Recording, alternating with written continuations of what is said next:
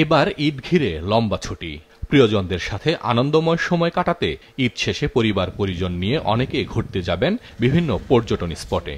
পর্যটকদের স্বাগত জানাতে এরই মধ্যে সাজানো হয়েছে হোটেল, মোটেল, রিসোর্ট ও গেস্ট হাউস। এগুলোর ৭০ ভাগই বুকিং হয়ে গেছে।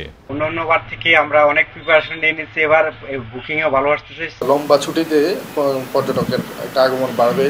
আমরা আমাদের যে ক্ষতিটা হয়েছে সেটা ক্ষতিটা আমরা পোষা নিতে পারবো ইনশাআল্লাহ। অগ্নিকাণ্ডে সাজেক পুড়ে ছাই হলেও সেই ছাই স্বর্ণ খুঁজছেন ব্যবসায়ীরা। ভ্রমণ পিপাসুদের এখনও পছন্দের শীর্ষে রাঙামাটির সাজেক ভ্যালি। এছাড়া ঝুলন্ত সেতু, কাপ্তাই লেক, পলোয়েল পার্ক ও শুবলং ঝর্ণার মতো স্পটগুলো মুখরিত হয়ে উঠবে পর্যটকদের পদচারণায়। অবকাঠামো এবং আমাদের ঝুলন্ত ব্রিজ সবকিছু আমরা নতুনভাবে সাজাচ্ছি। আশা রাখি এই ঈদের ছুটিতে আমাদের সম্মানিত যারা দর্শনার্থীরা রাঙামাটিতে বেড়াতে আসবেন তারা প্রাণ ভরে আমাদের পর্যটন হলিডে কমপ্লেক্স সহ আমাদের অপরূপা রাঙামাটি উপভোগ করতে পারবে।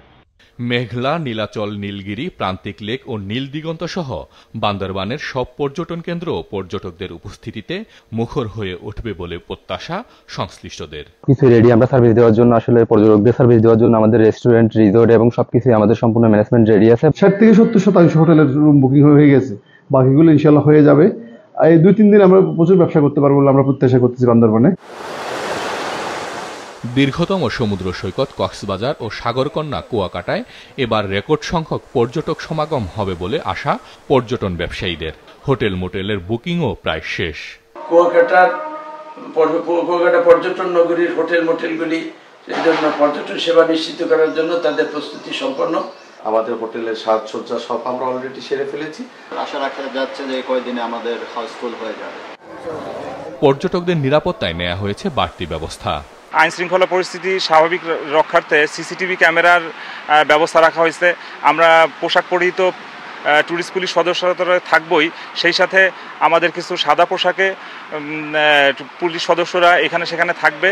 বিভিন্ন সময় নিষেধাজ্ঞা ও নিরাপত্তাজনিত কারণে পার্বত্য এলাকায় পর্যটন ব্যবসায় ধস নামে। এই ঈদে ক্ষতি কিছুটা পুষিয়ে নিতে পারবেন বলে মনে করছেন ব্যবসায়ীরা। হাসান মেহেদী, মাছরাঙা নিউজ ডেস্ক।